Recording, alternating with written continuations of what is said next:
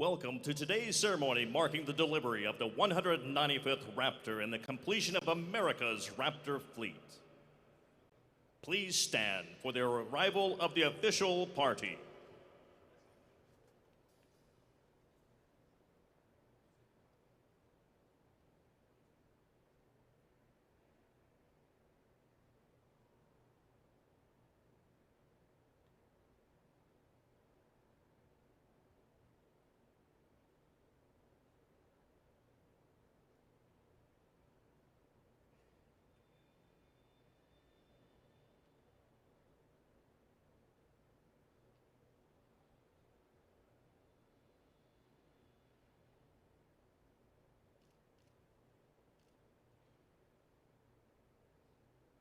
Please remain standing for the presentation of the colors by the Dobbins Air Reserve Base Honor Guard and the playing of our national anthem by the band of the U.S. Air Force Reserve.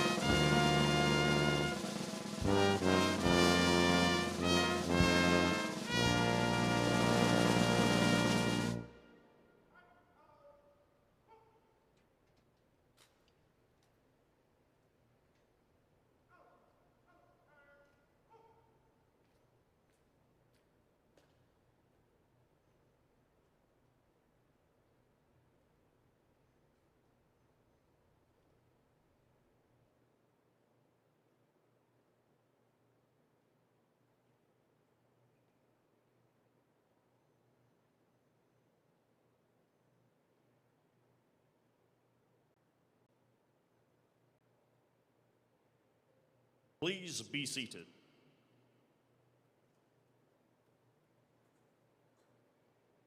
Please recognize Lockheed Martin Aeronautics Vice President and Marietta Site General Manager, Shan Cooper.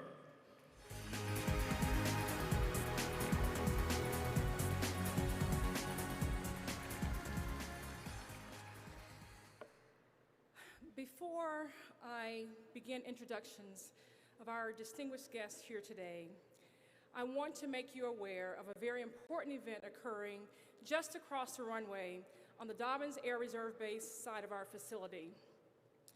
First Lieutenant Jonathan P. Wash, United States Army, is coming home. Lieutenant Wash grew up in Kennesaw and attended North Cobb High School. He was killed in the line of duty in Afghanistan, April 22nd, when enemy forces attacked his unit with an improvised explosive device. Please keep his family in your thoughts and prayers. I ask that you join me now in a moment of silence as we honor this fallen American warrior during his untimely homecoming.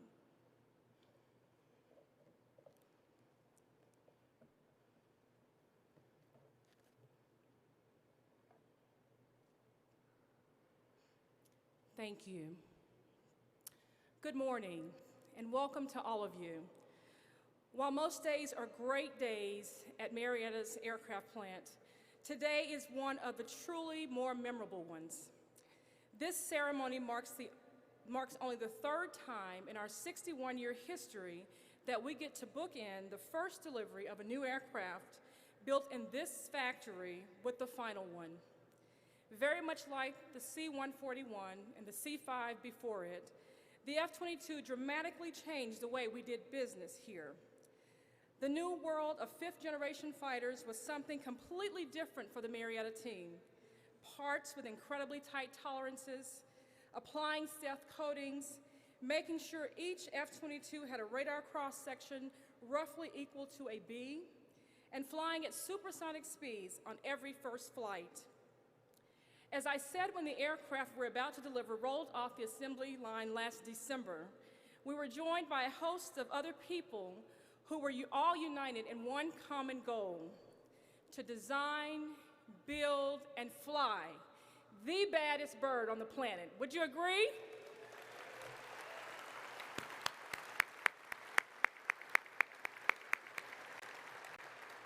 And we collectively have surely done that. Before the last link takes its rightful place on America's first line of defense, I'd like to recognize the people of the Marietta team who designed, built, and readied the Raptor for first flight. And I'd like to recognize you with just a simple thank you.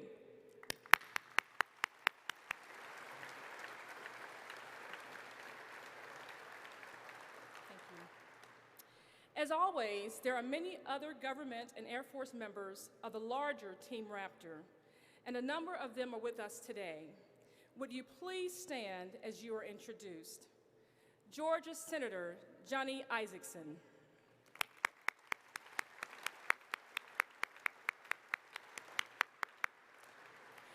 Georgia Congressman Phil Gingrey and David Scott.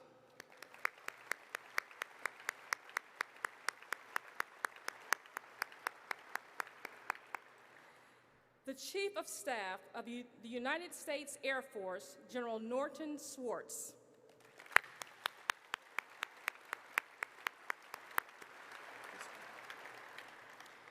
We are honored to have these Air Force senior leaders with us today: General Gary North,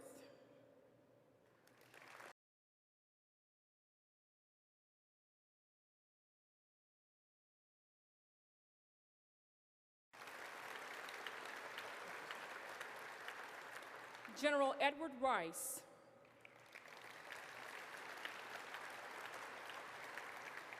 General Michael Hostage, Lieutenant General and General Select Janet Wolfenbarger,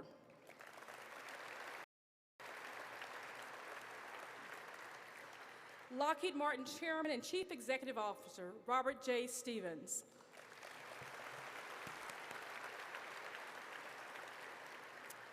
Lockheed Martin Executive Vice President and Aeronautics President Larry Lawson,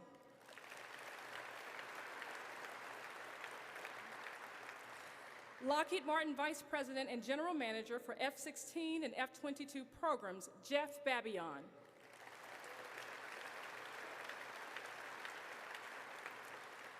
The Director of the F-22 System Program Office, Colonel Greg Gutterman.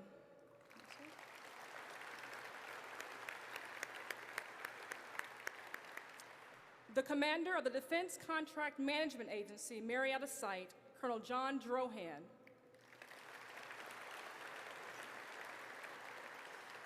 The Deputy Commander of the Defense Contract Management Agency, Marietta Site, Ms. Henrietta Snow.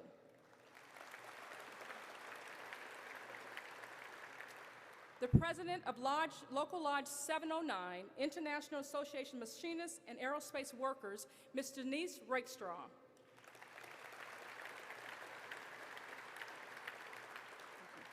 And from our F-22 team partners, Dale Hartz from Boeing,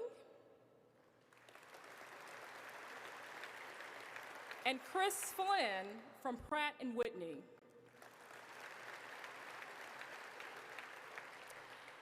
I I would like to also welcome other special guests from the Air Force, the staff members of the U.S. Senate and congressional offices, Georgia state legislators, local civic leaders, our F-22 subcontractors, and all the other members of the Lockheed Martin, Boeing, Pratt & Whitney contractor team. Thank you.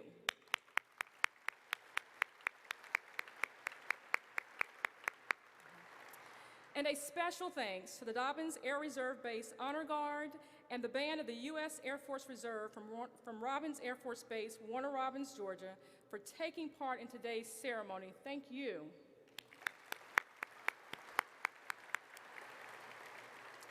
We are very pleased that all of you could be with us here today to complete the Raptor fleet for the U.S. Air Force. Thank you.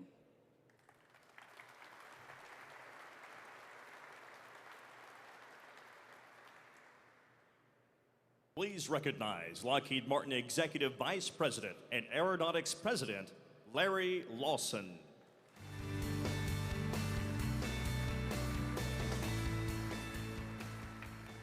Thank you, Shan, and thanks to all our distinguished guests and Lockheed Martin teammates for joining us in this historical event. It is a great honor for me to stand here in front of you, so many of you who have given so much to this program. And so I get to be the spokesperson today, and I was thinking as I was seeing all the great friends, people I haven't seen in some time, if each of us got up and told just one story about the Raptor, we'd actually have a pretty good party and it would be a lot of fun. I definitely have quite a few stories. I'm not going to share many today, but maybe afterward we can talk. Today is a celebration of the Raptor. It truly is a standard by which all fighters will be judged. And today is also a recognition of what this great aircraft represents. The Raptor is the realization of an Air Force vision for an unprecedented capability operating in the hands of our nation's best. True force projection, the F-22 is an icon of American air power and ingenuity. For me, the Raptor is an example of what can be accomplished with dedication, teamwork, and a little bit of skill. I was fortunate to come to the program actually in 1986, and that was after I had an opportunity to work on the predecessor program. And I said this to someone yesterday, and they said, "Gosh, you don't look that old." I said, "Thank you." But I spent about little over a third of my career on the F-22, and I was actually very fortunate to spend 6 years as the general manager. And I can actually fondly recall during the days of the advanced tactical fighter of being out at Edwards Air Force Base in the late 80s and the early 90s when I was at first flight and had the great opportunity to live at the Essex House, which is now an old folks home. I don't know what that says about us, but those were great times. And then I was honored again to rejoin the program in 2004 as the general manager. You know, the F-22 transformed what is expected of a fighter aircraft, and the truth is it demanded much of those who acquired, developed, and tested it. Of course, it's always difficult to be first. Anyone who does something the first time experiences that. And the F-22 was the first to field an aircraft that could supercruise, that means fly supersonic without afterburner, use incredible computing power and sensors. I mean, the airplane's a flying antenna, and we collect massive amounts of information, and then take that information and fuse it into a simple, intuitive display that not only the pilot and the Raptor, but his wingmen all had a common air picture and understood. The result was unmatched situational awareness, seamless voice and data communication, the ability to outmaneuver anyone in the sky, combined with a new standard of stealth technology. And the truth is, when the warfighters came back after OT and Red Flag and Northern Edge, the F-22 began blurring the lines between the roles and missions of what was thought as a fighter and what was thought as an ISR air platform and what was thought as command and control. And I often think about, I don't even know, I probably should have asked someone who named the Raptor, but I think it's an appropriate name for this great fighter, because a Raptor flies high above, has a God's eye view of what's going on, and has the ability to strike with speed. I think that's our Raptor. I have a lot of stories, but one came to mind. When I really got a sense of how capable this airplane was, I had an opportunity to go out to one of the red flags, and I was meeting with actually someone on General Hostage's staff today. I won't name names, but he was running the aggressor squadron, so you can go back and do the history and figure out that it was Kanga. He was incredibly frustrated that he had been up trying to engage the Raptor as an aggressor, and he was relating to me. He says, I'm sure, I was certain that I had a kill. They came back later and told me that I hadn't, that I had actually died before I even was able to pull out of the chocks. 7 times he went down, and I remember the first B-class students. They went right from B course, they went up to Elmendorf, and soon participated in Red Flag. And one of your B course students became an ace in his first Red Flag. And I know what you're thinking. You know, Bill Lake could have been an ace if he flew a Raptor. I think about this, and then I think, about when 10 pounds of thrust made the difference in air-to-air battle, and then what an advantage that our warfighters have with this airplane. I think about my own, how I've been blessed to be part of this transformation. And my view might be different of the program than you might think. I really was transformed by this team. Who I am today is certainly, it came out of that crucible that was a development in the fielding and the sustainment of that airplane. The people I was honored to work with, their dedication, single-minded focus, the problems that were solved on that program, on this program, today are the foundations of my convictions and my confidence about what we can do with today's challenges. We've proven what we can do together. Let's not lose that knowledge and faith in each other. We have big challenges in front of us, and I know that we can take those on. So when I reflect back on our IOC stand-up at Langley, and I was a great honor to share a table with General North, I think probably the day I drove over the hill, looking down on Elmo and seeing those Raptors all lined up so beautifully, waiting for their call. Or I even reflect on the latest news and the use of this great airplane and the force projection associated with it. I remember what we were striving for. It was to deliver the best we had to the men and women defending us who were out there on the front line. Not because we could, because it was the correct and the right thing to do. It may be the Boy Scout in me, I don't know, but my sense is the velocity of change around the world is growing, and deterrence is far more affordable than the alternative, either in money or in human capital. So in closing, I'll just reflect Lee Ryan, who is here today, the former general manager. He would often talk about this book he was going to write. I don't know if he's written the book. I don't know if it's a book or what form of book it is, paperback, hardback, comic book.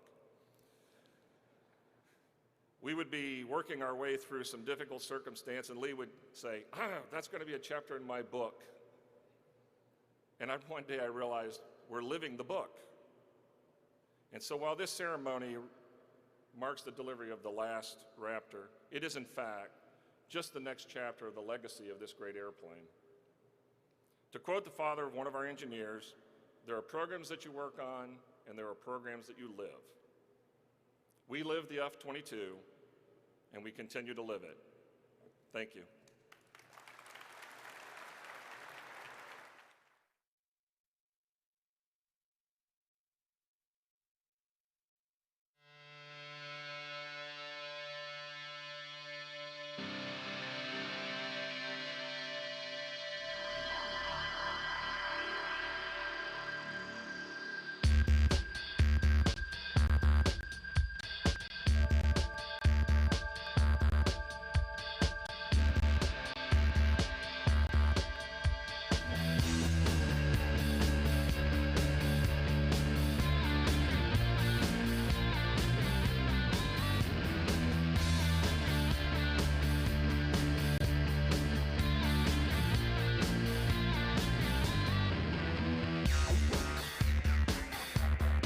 The chase airplane comes aboard, but he's struggling at this point to stay up with me. The maneuverability is very good, and your confidence in the airplane builds up rapidly. Handling characteristics in the landing phase are really delight. These folks are not here to fight a fire, but rather to give me ritual dousing as part of the conclusion of this first flight. And I must say, they did a good job.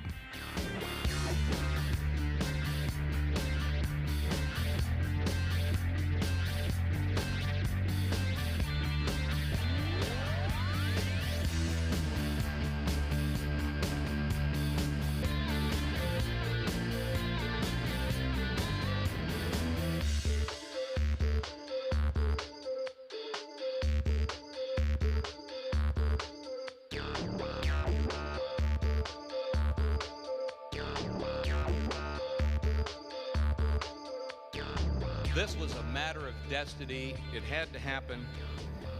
And there's no doubt in my mind that the F-22 will go down in history as one of the greatest of all time.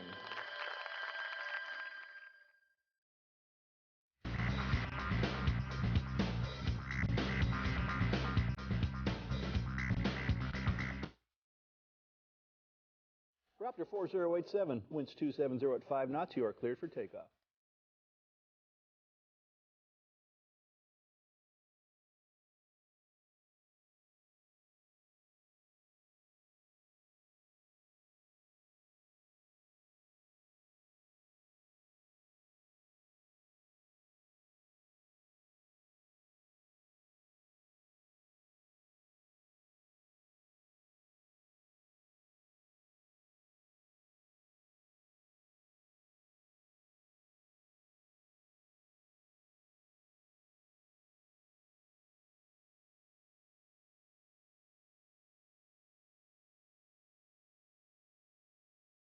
The kill ratio in the first week of the exercise for the Raptor was 144 to 0 losses.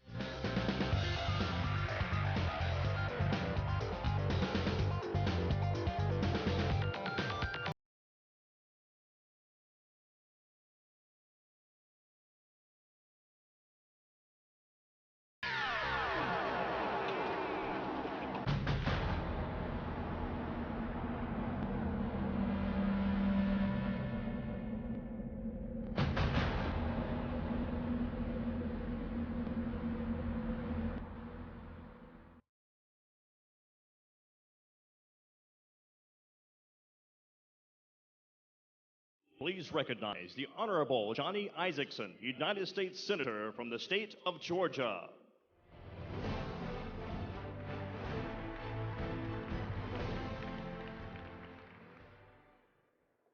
Chairman Stevens, President Lawson, Vice President Shane Cooper, and my dear friend Lee Ryatt, former Vice President, General Schwarz, thank you very much for making me a part of a very auspicious occasion. Last night I paused for a few moments, as I often do, to collect my thoughts about what I would say here today, because this is a very important event. And it became crystal clear to me in a matter of seconds exactly what I should say. I should say thank you.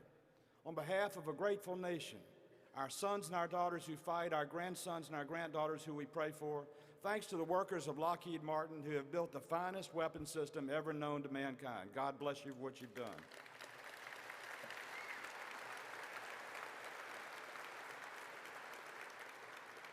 I don't mind admitting I have a love affair with Lockheed Martin. When on active duty in the United States, or in the Georgia Air Guard in the late 1960s and early 1970s, I watched the development of the C-5A and was on reserve duty the day the C-5A took its maiden flight. All 6 trailway buses inside its cubic capacity to deliver more payload than any airplane ever known in the world. When Congressman Gingrey and I went to Iraq a few years ago, we flew from Baghdad out of Iraq on a C-130 flown by a New York Air Guard team, on a C-130 built, as the plate said at the flight deck, in 1969 in Marietta, Georgia.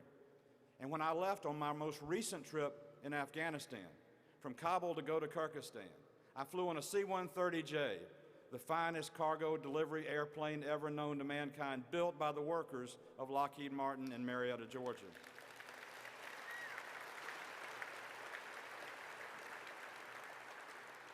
Now, they'll never let me get close to an F-22. I'm not smart enough or agile enough or quick enough to deal with its complexities. But from its heads-up display to its ability to fly in stealth, its ability to take out enemy radar before itself can be seen, and then have the payload capacity to deliver the payload to take out the intended target, nothing in the air beats the F-22.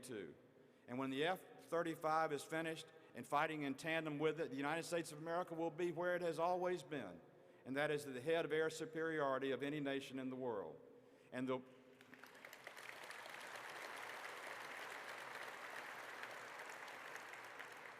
So I end where I began. On behalf of my children and grandchildren, the people of the United States of America, the United States Air Force, and all those who will benefit from this system, to the men and women of Lockheed Martin, and in particular the men and women that have built these airplanes in Marietta, Georgia, God bless you and thank you very, very much.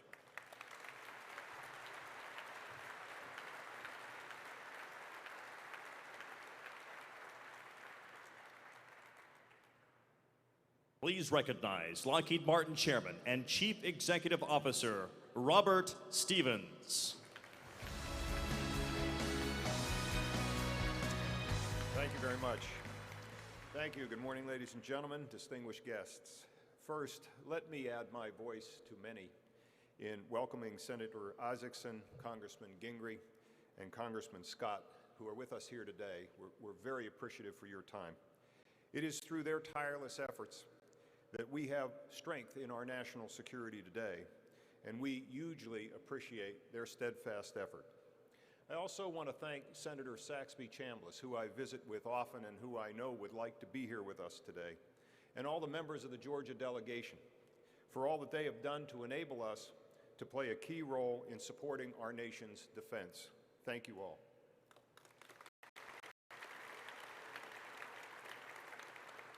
Let me take a moment and look back with you.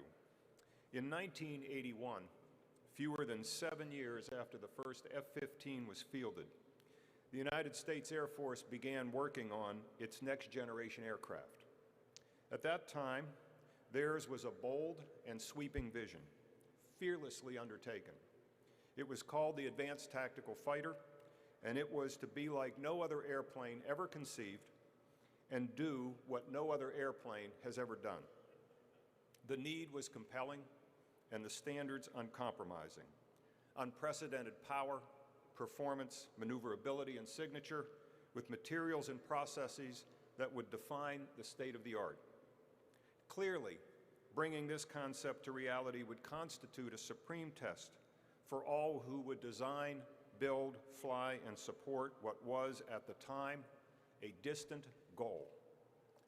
Well, that goal sits outside this building today, and it is a testament to you, to the United States Air Force, to our industry teammates, and to the extraordinary partnership that we've built over so many years. I cannot recount for you the number of times that I have personally been in the company of those who were absolutely certain that what you have accomplished here together could not be done, and you proved all wrong. There is no longer any nation that wishes us ill, or any adversary who wishes us harm, that has any doubt that their actions will have consequence, that they will be held to account, and that our response will be undeterred. The very existence of this airplane, your airplane, has altered the strategic landscape forever. It is also fair to say that along the way, the F-22 has had a fair number of challenges and a fair number of critics. But let's not fail to take note today the number of nations who rank among either competitors or adversaries who are frenetically trying to replicate what you have done with good reason. Your indomitable spirit, your willingness to reach higher, to persevere in the face of adversity and to succeed, have reserved for you a revered place in aeronautical accomplishment with distinguished company like the P-38 Lightning, the P-80 Shooting Star, the F-104 Starfighter, the U-2 Dragon Lady, the SR-71 Blackbird, the F-16 Fighting Falcon, and the F-117 Nighthawk. And it is that same commitment to excellence that will assure the success of the F-22's partner in the fight, the F-35 Lightning II. Without exaggeration, there is no other team on earth like you. In our company's centennial year, aviation pioneers and our founding namesakes, Glenn L. Martin and Alan and Malcolm Lockheed, would be proud and feel very much at home to be in your company. All those voices from 100 years of accomplishment join me in thanking you today. Throughout the history of armed conflict, many lessons have been learned, but first among them is the greatest determinant of success is who dominates the sky. Those who undertake this mission to take on all comers, any place, any time, are the best of the best. And their mission is clear: to fly, to fight, to win. It is my great honor to introduce the leader who assures that that mission will succeed with integrity and vigilance, the 22nd Chief of Staff of the United States Air Force, General Norty Schwarz.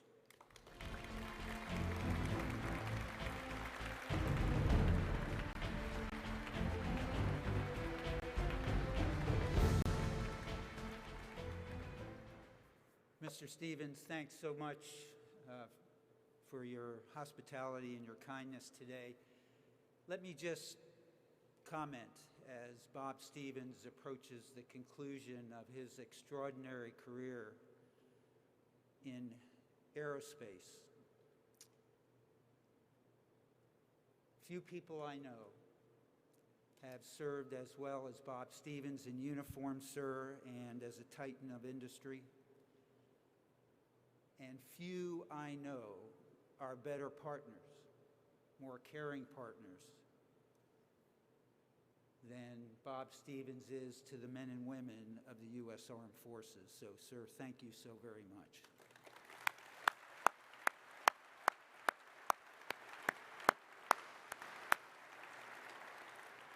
Larry, thanks for hosting the event, and I look forward to hearing some more stories here. It is a momentous occasion, ladies and gentlemen, and because this is a delivery ceremony. We complete the nation's F-22 fifth generation fighter fleet. And I therefore like to thank the many, many hard-working individuals from Lockheed Martin, from Boeing, from Pratt, and all the program managers and production workers through the entire chain of suppliers and services for making today a reality. The delivery represents an important element in our overall modernization effort. We continue to focus on ensuring that the Air Force capabilities, that these capabilities will help shape the future security environment and not just respond to it. To meet the likely challenges in the near and longer term future, the new Defense Strategic Guidance, as was released earlier this year, emphasizes functions such as deterring and defeating aggressors, projecting power in anti-access and area denial environments. Two profoundly important missions that this machine clearly represents America's best. And in particular, they highlight the functions of the F-22 as part of a broader U.S. military portfolio in which it clearly will play a starring role. And this role not only includes the obvious air-to-air and air-to-ground engagements, taking advantage of the F-22's advanced sensors, its integrated avionics, and its unmatched maneuverability. It includes functions that make the F-22 interoperable with other systems, including those of our joint teammates, So, for example, our testing earlier this year of an F-22 in-flight retargeting a Tomahawk cruise missile that was launched from a subsurface U.S. Navy submarine helped to move us closer to enhanced joint interoperability under our air-sea battle concept. The ability to reach out and strike any target on Earth, along with other unique air power effects, imparts a sense of vulnerability to potential adversaries and would-be aggressors, thereby making vital contributions to the nation's deterrent posture and the broader whole-of-government effort. To be sure, the Raptor's primary mission will remain the air superiority mission. Domain control of air and space, one of our 4 enduring contributions to the joint team as an Air Force, has been long recognized as the essential requirement for success in any domain, air, sea, land, maritime, for success in contemporary military operations. So for its entire existence, your United States Air Force has seen to it that friendly ground forces are not exposed to enemy air attack from above, with a successful track record dating back to the Korean War. This freedom to operate with minimized threat from the air and relatively permissive operating environments that we now largely enjoy were achieved through years of extremely hard work, hard-fought efforts. But we anticipate, ladies and gentlemen, that the future security environment will not remain benign, and that it in fact will be increasingly contested, particularly as burgeoning anti-access and area denial capabilities and strategies, some of which are clearly and specifically designed to contest United States access to key areas of interest, as those capabilities continue to improve. We therefore must strengthen our commitment to ensure access to and freedom of maneuver in these key areas of interest, as well as the global commons. Our efforts include operational counter strategies to address these anti-access and aerial denial threats, and they include maintaining a robust portfolio of capabilities comprising wide-ranging mix of weapon systems, clearly as such as the F-22, that collectively bring to bear the necessary broad-spectrum capabilities to defeat anti-access area denial capabilities and strategies. We look forward, all of us do, to continuing to make improvements to the F-22 to ensure that warfighters receive the maximum benefit from this exponential leap in tactical air combat capability. Again, I wish to thank all of the partners in industry and in government that made this occasion a reality. I especially want to pay tribute to the line workers and engineers whose technical expertise, whose attention to detail, and commitment to our nation's defense transformed an innovative notion, as Bob Stevens mentioned, into the nation's first fifth-generation fighter aircraft. Your remarkable efforts will make very, very important contributions to our national security, ladies and gentlemen, all of you along the rope line for many, many years to come. Thank you.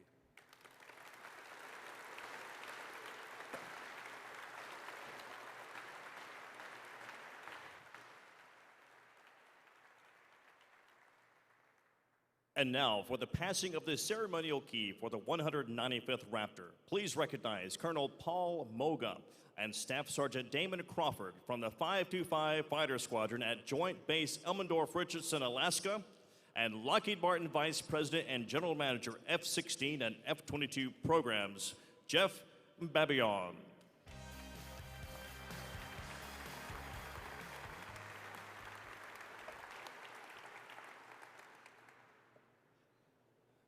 I, like many of you, have spent most of my professional career as part of the Raptor Nation.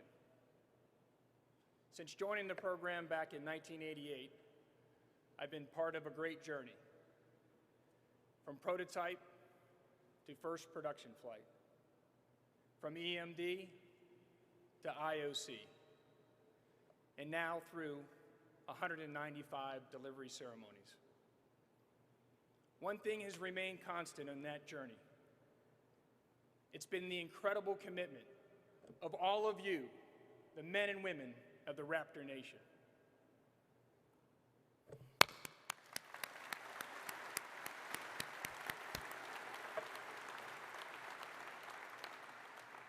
An unyielding commitment to delivering the world's greatest fighter.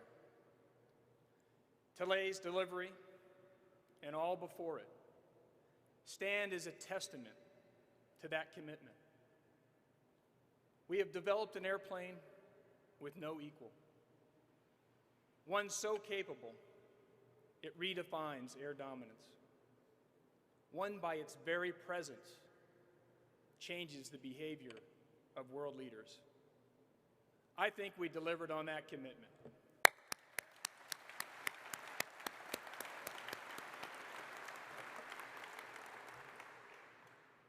So finally, it is my honor and privilege to deliver aircraft 4195 to the men and women of the U.S. Air Force. For today, we complete the Raptor fleet.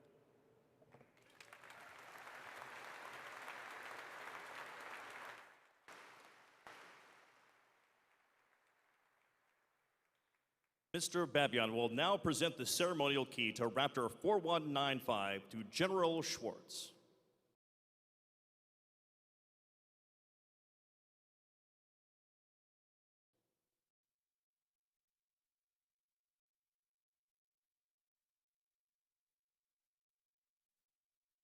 General Schwarz will now present the key to Lieutenant Colonel Paul Max Moga, the commander of 525 Fighter Squadron, the unit that will receive and fly Raptor 4195.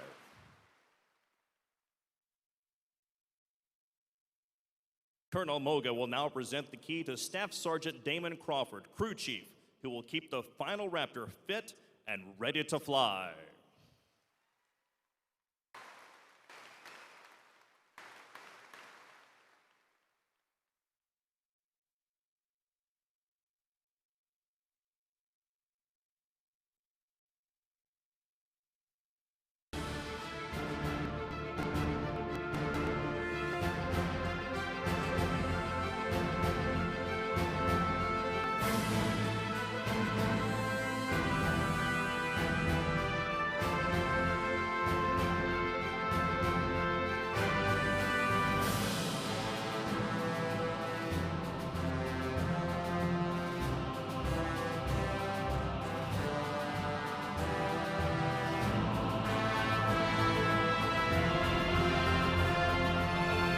Since the very beginning, fighters have pushed the edges of aerospace technology envelope.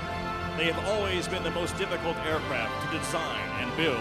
And now, in 2012, nearly 100 years of fighter history has all led up to this. Ladies and gentlemen, we now proudly present America's 195th F-22 Raptor.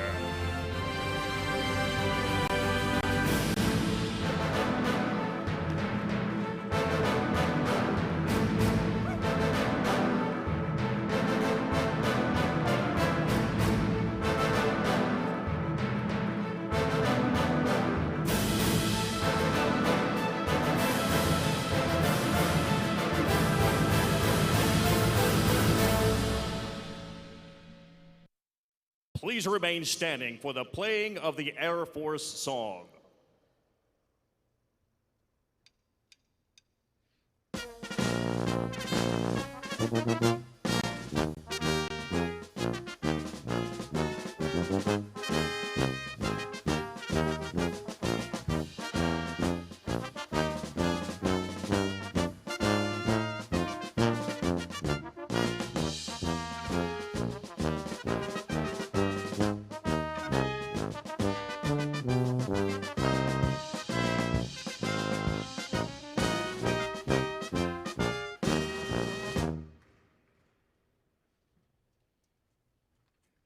While official photos are being taken, we ask that you remain in the hangar. Once the official photos are completed, you are invited to come outside to view the final Raptor and for a group photograph.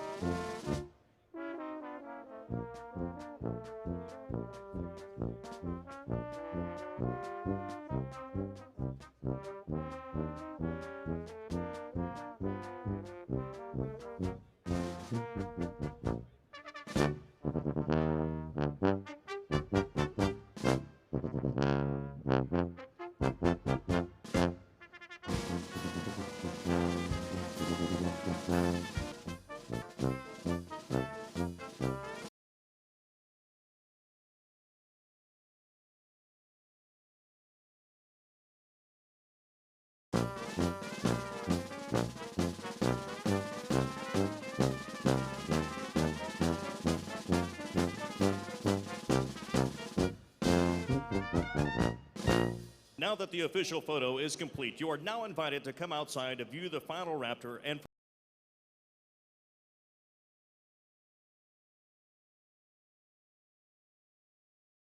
for a group photograph.